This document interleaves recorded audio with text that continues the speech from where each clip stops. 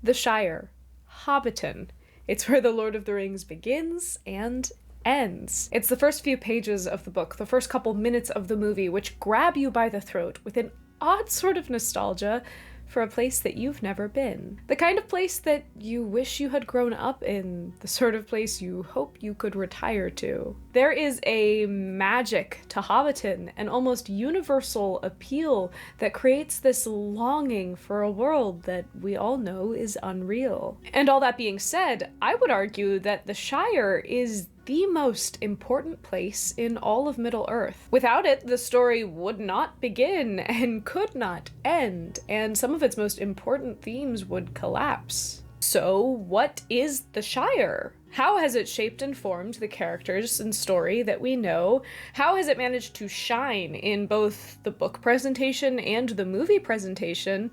And what is it about this little village filled with stuffy farmers that makes it so special? I'm sure you won't be surprised to learn that the Shire was very important to Tolkien. After all, he did begin and end both of his major books there. The Hobbit opens with the line, "In a hole in the ground, there lived a hobbit." I rant and rave about this whole opening section in another video of mine, so you can check that out if you'd like. But the structuring of this sentence reveals to us that the actual definition of what a hobbit, what the title character is, pales in importance to where this hobbit lives. Tolkien could have said, "A hobbit lives in a hole in the ground," thus centralizing the hobbit, but instead he chooses to emphasize where this hobbit is, where it lives. This is only emphasized in the Fellowship of the Ring, where Tolkien takes up those first precious pages of the prologue to establish hobbits in a very specific time and place. The ancient history of hobbits, where they came from, their origins, has been long lost by both hobbits and the immortal elves alike. Instead, hobbits count their time in Shire reckoning.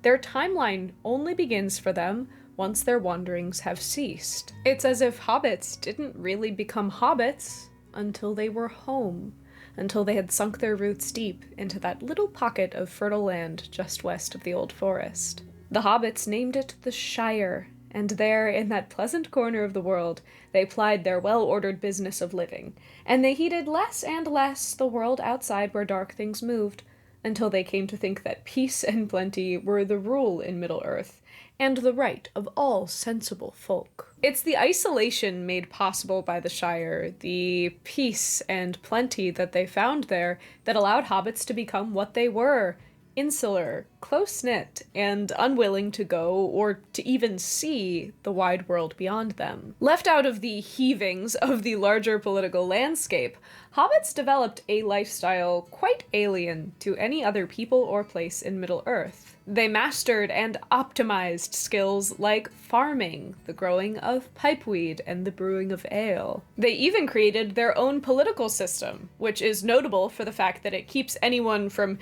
really having to worry all too much about that political stuff in the first place. Even their homes bear the mark of hobbitish nature. For as long as they could remember being hobbits, they had burrowed into holes in the ground in order to make their homes. For the wealthiest of the Third Age hobbits that could still afford the luxury of living underground, these caves and burrows transformed into one-story mansions, sprawling out through hillsides with, of course, all of the best rooms on the side of the house that was against the hill, where they could have windows. They had an affinity for round doors and windows, for large pantries, for rich colors, and all of the comforts of home that you could possibly imagine. There's something distinctly rodent-like about hobbits, and no, I don't just say that because I'm a rodent person. Like mice or squirrels or even rabbits, which aren't technically rodents, I don't think, but it's same point.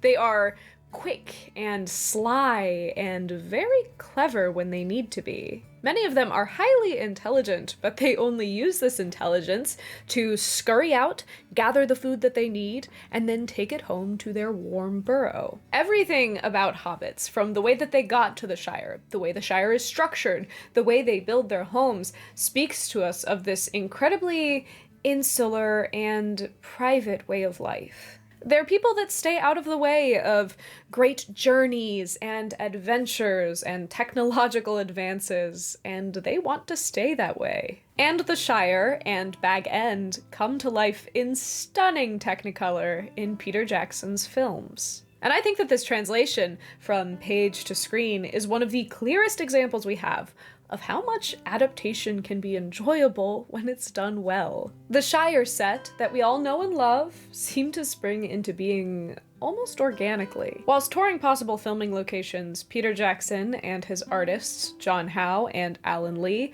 found themselves in a farmer's pasture just outside of the town of Matamata in New Zealand. The scene seemed so perfect, so well suited to their needs, that John Howe and Alan Lee immediately sat down and began sketching it, tucking the round doors and trailing paths of Hobbiton into the natural landscape. Peter Jackson actually had a video camera with him on this trip, so he recorded this scene taking place, and in my opinion, you can just feel the magic in the air. When it came down to it, this little farm was already Hobbiton in the making. The final look of the finished set a year later or whatever, it's quite close to those original sketches. Hobbiton was one of the first sets built for the Lord of the Rings trilogy. They began construction more than a year before they planned to film there, and it was a massive undertaking. According to the film appendices, they had to move around 5,000 cubic meters of earth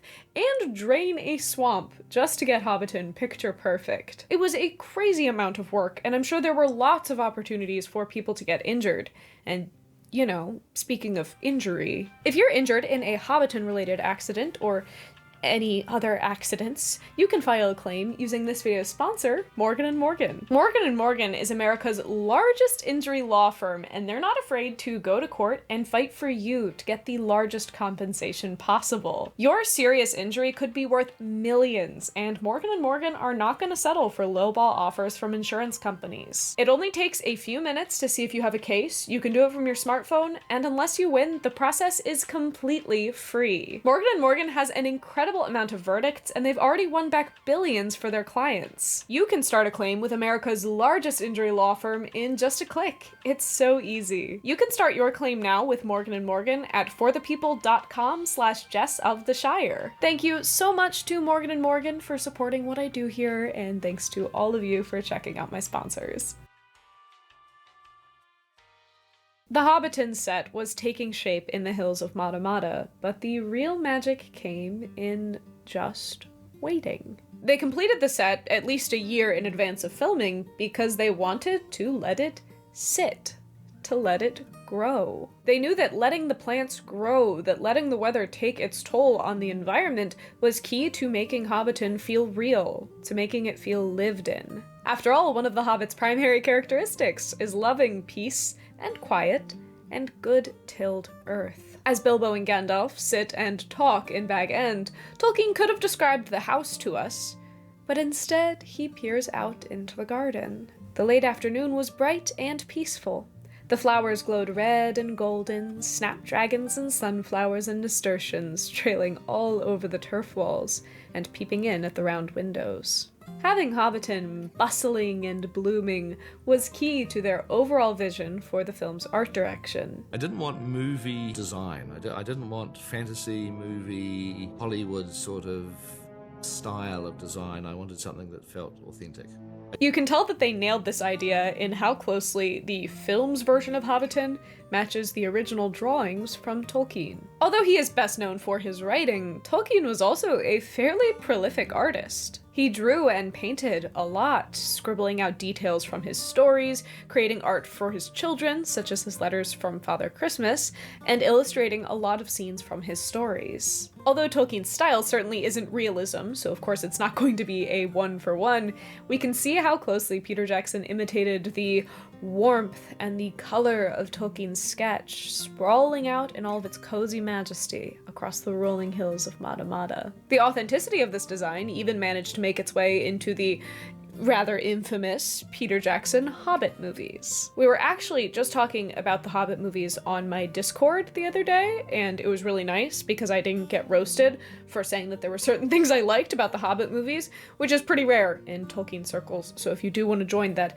very welcoming and kind community, go ahead and check out my Patreon, which is linked in the description. And say what you will about the Peter Jackson Hobbit movies, but those Shire scenes really do sparkle. The production team knew that the Shire was going to be tough to deliver on because it has to pretty closely match our memories of the original movie trilogy. However, unlike the original team, which had a year and a couple of months to create Hobbiton, they had just about 6 months to recreate Hobbiton at the height of its bloom at midsummer. This would prove quite challenging, as it's really hard to get grass to root and look very lush, and all of the plants to grow in such a short period of time. In a curious twist of fate, though, Peter Jackson fell pretty severely ill when they were supposed to start shooting these scenes, and so the filming of the Hobbiton scenes got pushed back by months. Although it is, of course, quite a shame that Peter Jackson was so ill, it ended up being a bit of a blessing in disguise. They left the set intact, decor and all, for months, and by the time they had returned,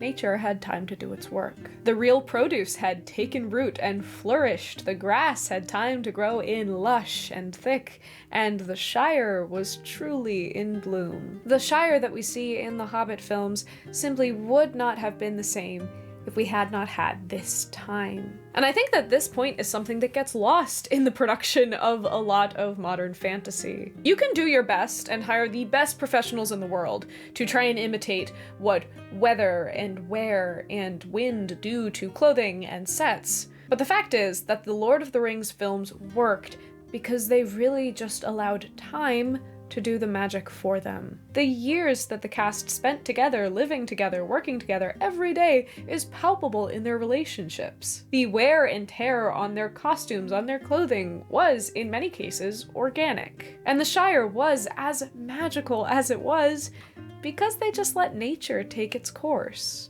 In a way, it is a very Hobbit-ish message. And luckily, the Hobbiton set down in New Zealand, much like a fine wine, will continue to improve with age. Because initially, as the story goes, the farmer actually didn't really want the film production to leave anything here, so he was quite happy when the film production decided to, look, we're going to build it, but we're going to tear it down. And over the years, as the Lord of the Rings films got released, this place became really popular. People came here as a holiday destination, as a fan destination. Knowing this, the second time around for the Hobbit movies, they struck a deal with the owners of the land to make Hobbiton permanent. But building Hobbiton permanently, not just putting plywood facades against a hill, it was no easy feat. They had to fully excavate and retain all of the house facades with concrete and rebar, and they even fully constructed a functional Green Dragon Tavern. Hobbiton is still a beautiful tourist destination today, and if you like this video, it will get me one step closer to actually getting to make a pilgrimage there myself one day, so be sure to do that.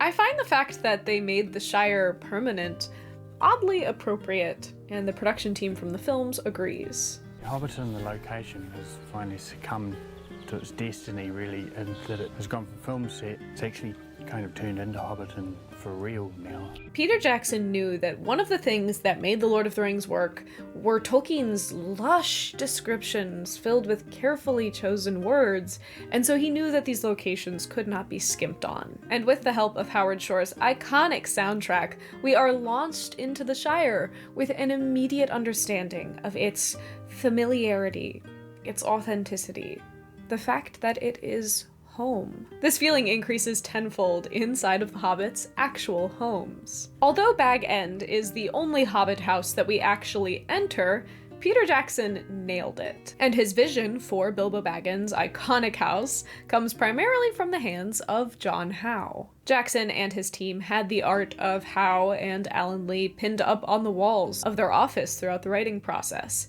But in particular, John Howe's piece of art of Bilbo Baggins' front hallway stuck in Peter Jackson's mind. He had Howe fill out the rest of the house based on this illustration, and the home that we get is marvelously detailed, warm, and, well, homely. A lot of this familiarity stems from the fact that out of all of the places in Middle-earth, the Shire is the one that is the most real. Tolkien intended it to be an echo of his own childhood, where he spent a couple of golden years in the company of his brother and his mother, living in the hamlet of Sarehole. There, he and his brother whiled away their hours, exploring the old sand pit, playing around the watermill, climbing the willow tree, and getting chased off of the old farmer's land for stealing mushrooms. The isolated, untouched piece of this place imprinted itself on Tolkien's mind when he was first being opened up to stories and to languages. In a letter, he clarifies his intent behind the Shire. The Shire is based on rural England and not on any other country in the world.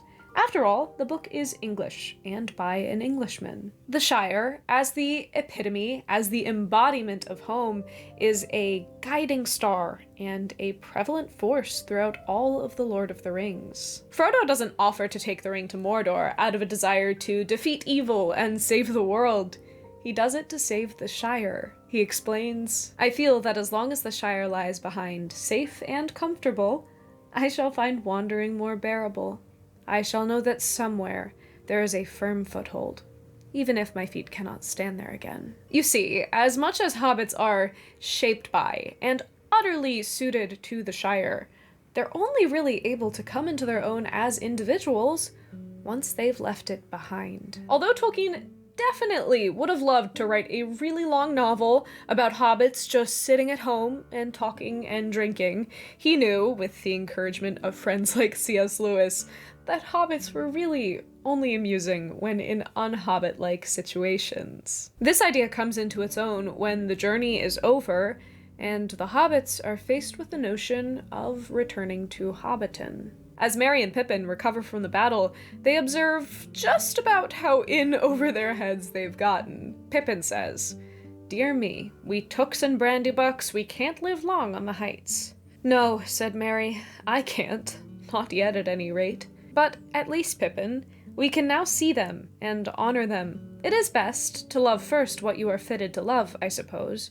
You must start somewhere and have some roots, and the soil of the Shire is deep. Still, there are things deeper and higher, and not a gaffer could tend his garden in what he calls peace but for them, whether he knows about them or not. The hobbits have come to learn that there is more to life than smoking pipeweed and eating 9 meals a day. Without heroes and epic stories, without this battle between good and evil, their peaceful lives in the Shire would not be nearly so precious. Only by establishing strong roots, by growing deeply into the places where we belong, where we began, can we grow high enough to accomplish great, tall deeds. And yet, there is a bittersweetness to this. While you may have to leave home to become who you are meant to be, the very act of going out and of changing makes home a very different place. Although Sam, Merry, and Pippin are able to return home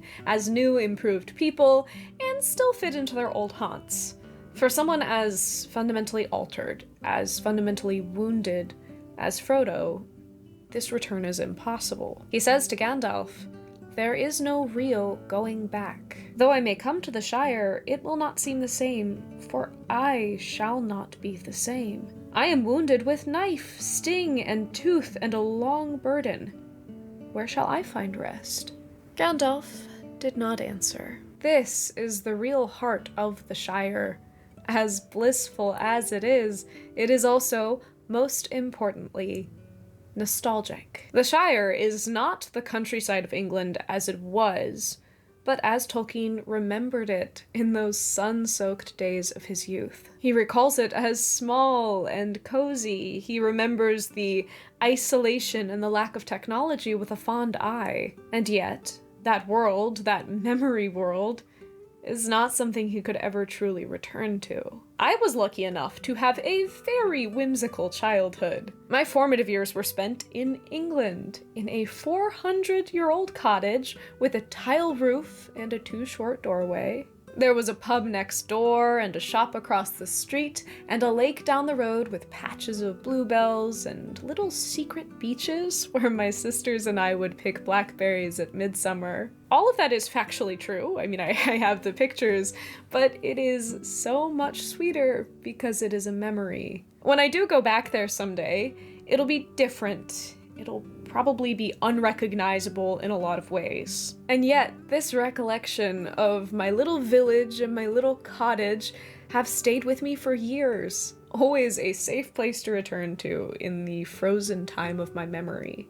The Shire is not home as we know it, but home as we remember it. And I think that's why Peter Jackson's vision of Hobbiton resonates so well with so many of us. Though it is familiar and home-like, there are touches to Peter Jackson's Hobbiton that are a little bit alien. The round doors and windows, the magically impossible fireworks. Peter Jackson's Hobbiton is like a dream state, captured only at its best angles with ethereally fond music piping through the air, lit by the improbably perfect sunlight of the very best day you can remember. Tolkien created something incredibly special in the Shire. It is, on one hand, a place that feels very real and tangible. It's probably the most realistic place in all of Middle-earth. And yet, in the context of the story, he confronts us with the fact that our homes, the places where we set down our roots and launched up from, the places that we left behind,